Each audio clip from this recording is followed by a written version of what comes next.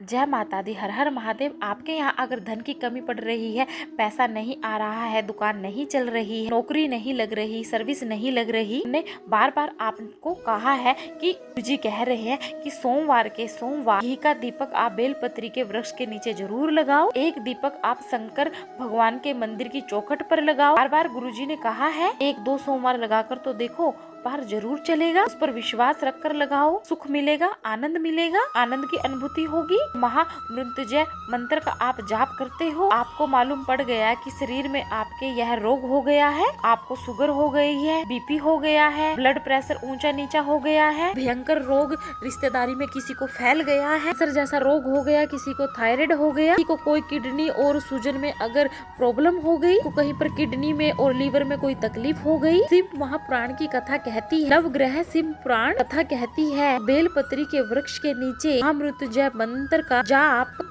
शुक्रवार घी का दिया लगाकर करता है कि रोग बाबा देव आदि महादेव समाप्त कर देता है। संजीवनी मंत्र शुक्रवार के दिन भगवान शंकर को शुक्र को दिया था, इसलिए इस मंत्र की प्रधानता है। शुक्रवार के दिन बेलपत्री के वृक्ष के नीचे बैठकर घी का एक दीपक लगाकर शरीर में आपके जो भी रोग है उसका स्मरण कर शंकर जी से विनय कर हे भोलेनाथ, ने शुक्र देवता को संजीवनी मंत्र दिया है, क्या आप मेरे को वह मंत्र प्रदान नहीं करोगे? मेरे रोग, मेरी बीमारी, मेरे दुख को आप नहीं हरोगे? शिव से कहो, यह शरीर आपने दिया है, आपने दिया है भजन करने के लिए, स्मरण करने के लिए दिया है, व्रत उपवास करने के लिए दिया है, कीर्तन करने के लिए दिया है, संभालोगे भी इस शरीर को आप। बेलपत्री की ओर मुख कर घी का एक दीपक लगाकर महामृत्युंजय मंत्र का स्मरण कर लेने से ही धीरे धीरे वह रोग समाप्ति की ओर आता चला जाता है। क्या है एकादशी में, क्यों लोग एकादशी का व्रत रखते हैं, जो इसकी पुण्यता मानी जाती है? तो भगवान नारायण तक एकादशी का व्रत करते हैं। श्री नारायण भगवान माता लक्ष्मी ने एकादशी का व्रत किया था। नारायण एकादशी व्रत की एकादशी है कौन? जिसको व्रत करने पर भगवान नारायण भी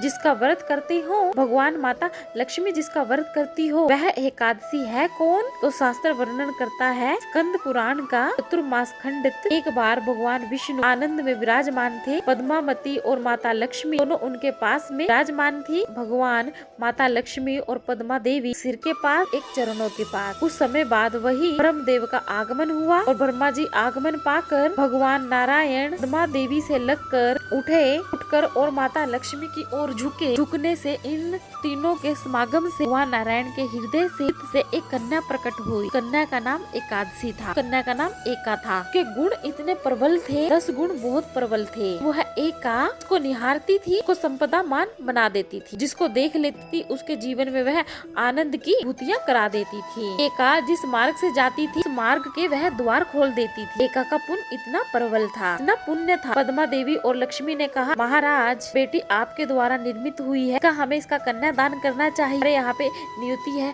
जिस दिन कन्यादान किया जाता है उस दिन व्रत रखा जाता है, कन्यादान के समय व्रत रखा जाता है। एका का कन्यादान करना है, एका का कन्यादान करे तो किसको दे? एका किसको दी जाए? एका प्रदान किसको की जाए? भगवान नारायण ने उसी समय लक्ष्मी माता और पद्मा माता से पूछा, एकादशी के दिन शंकर को जल तो आप हर रोज ही चढ़ाने के लिए जाते हो, एकादशी का दिन रहे शंकर भगवान के मंदिर में आप जल अर्पित करें तो 3 बार आप मुख से स्वधा स्वधा स्वधा या स्वधा स्तोत्र का पाठ, इसमें 12 श्लोक होते हैं, वह पाठ आपको जरूर करना है। आपके पास पैसा तो आ रहा है पर घर में वह पैसा टिक नहीं रहा है, डॉक्टर में, पुलिस में, एक्सीडेंट वगैरह में इधर उधर पैसा आपका चला जाता है, जुए में, मांसाहार में पैसा अगर आपका जा रहा है, इसे या आया पैसा आने में कहीं भी कमी नहीं है, वह पैसा आपका टिक नहीं रहा, रुक नहीं रहा, कोई मांगने आ गया, आपने वह दे दिया, वहाँ से अपने पास नहीं आ रहा, आप वहाँ जाकर उनको कह रहे हो कि भैया हमारा पैसा लौटा दो, पर वहाँ से पैसा आपका वापिस नहीं आ रहा है। शिव महापुराण की कथा कहती है, एकादशी के दिन गंगा जी के जल में मात्र 7 बेलपत्री डालकर नंदी जी भगवान शंकर जी के शिवलिंग के सामने नंदी होता है, उस नंदी जी के चरण पर गंगा जी का जल चढ़ाकर बेलपत्री शिव पर अर्पित कर देते हैं। उसके घर में पैसा रुपया रुकना चालू हो जाता है, वह पैसा गलत जगह पर नहीं जाता, गलत स्थान पर वह धन आपके घर का जाएगा ही नहीं। तो ये थी छोटी सी जानकारी। अगर आपको वीडियो पसंद आई तो प्लीज वीडियो को लाइक करें, चैनल को सब्सक्राइब करें, कमेंट में जय माता दी हर हर महादेव जरूर लिखें।